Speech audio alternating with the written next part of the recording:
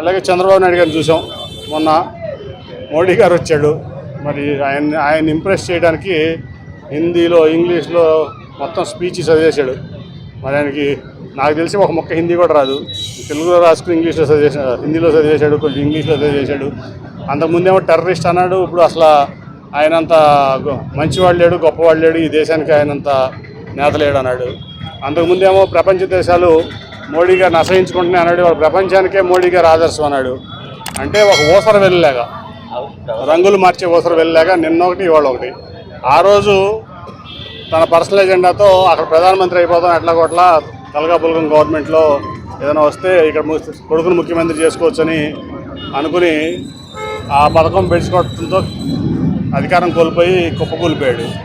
ఇప్పుడు మళ్ళీ మోడీ గారు అని చెప్పి ఆయన ముఖ్యంగా అధికారంలో రావడం కంటే కూడా ఆయన దాదాపు చేసినటువంటి స్కాముల నుంచి బయటపడటం కోసం మోడీ గారి కాళ్ళు, అమిత్ షా గారి కాళ్ళు పట్టుకుని 3 రోజులు ఢిల్లీలో ఏదైతే ఎన్టీ రామారావు గారు తెలుగువారి ఆత్మగౌరవం అనే పార్టీ పెట్టాడో, తెలుగుదేశం పార్టీ, ఆ పార్టీ ఆత్మగౌరవాన్ని తీసుకెళ్ళి మోడీ, అమిత్ షా కాళ్ళ కింద 3 రోజులు పెట్టి పొత్తు కుదుర్చుని వచ్చాడు.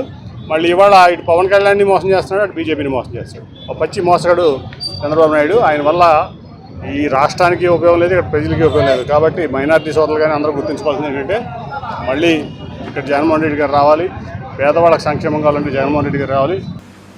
ఎందుకు పెట్టుకున్నారు పొత్తని తెలుగుదేశం వాళ్ళు, బీజేపీ వాళ్ళు, లేకుంటే జనసేన వాళ్ళు ఆలోచించడం కరెక్ట్ కాదు. అందరూ ఆలోచించాల్సింది ఈ రాష్ట్ర హితం కోసం పెట్టుకున్నాం, రాష్ట్ర భవిష్యత్తు కోసం పెట్టుకున్నాం. ఇచ్చిపుచ్చుకునే విధంగా ప్రవర్తించాం. ఒకరు ఎక్కువ ఒకరు తక్కువ అని ఆలోచించలేదు. అందరం కలిసి సమిష్టి బాధ్యత కింద తీసుకొని ఈ పొత్తుల్లో సీట్లు కూడా షేర్ చేసుకున్నాం.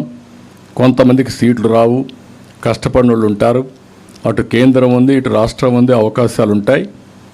కానీ అందరి బాధ్యత మాత్రం రాష్ట్రాన్ని కాపాడాలనే ధ్యేయంతో ముందుకు రావాలి.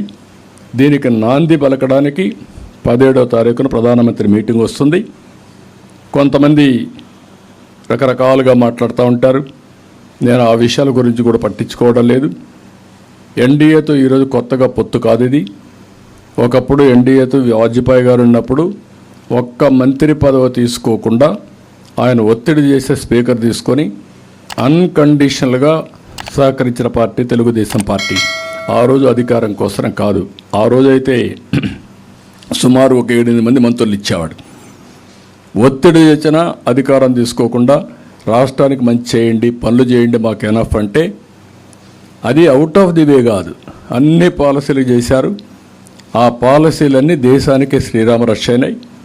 అదే మరి వాజ్పేయి మళ్ళా మోడీ గారి నాయకత్వం 2014-19లో మళ్ళా పొత్తు పెట్టుకున్నాం.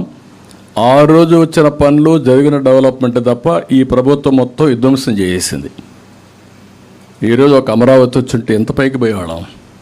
ఒక పోలవరం పూర్తి చేసి నదులు అనుసంధానం చేసుంటే ప్రతి ఒక్క ఎకరాకు నీళ్ళు ఇచ్చేవాళ్ళం. రాష్ట్రంలో కరువు అనే మాట లేదు. ఈరోజు ఏం జరిగింది? నీళ్లు ఇవ్వలేకుండా కనీసం త్రాగునీరు కూడా ఇవ్వలేని దుస్థితికి చేరాం.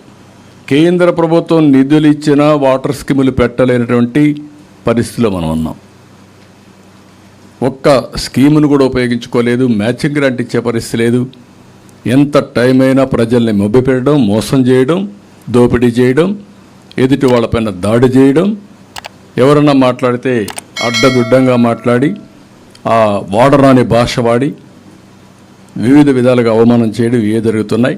అందుకే మళ్ళీ విజ్ఞప్తి చేస్తున్నా, ఈ సభతో స్టార్ట్ కావాలి. మళ్ళీ రాష్ట్ర భవిష్యత్తు ఆకాంక్షించే ప్రతి ఒక్క వ్యక్తి, వ్యక్తిగత వికాసం కోసం ఆలోచించే ప్రతి ఒక్క వ్యక్తి ఇంకా మీనమేషాలు లెక్కేస్తే మీరు నష్టపోతారు. కేసులు పెడతారనో, లేకపోతే బయట రానిరేమనో, లేకుంటే మాకెందుకు వచ్చిందనో, ఎక్కడ నిస్సహాయతగా ఉన్నా, ఎక్కడ మీరు ఏమరపాటుగా ఉన్నా మళ్ళీ మీరు తిరిగి కోలుకోలేరు, మళ్ళీ ఈ రాష్ట్రాన్ని కాపాడుకోలేము.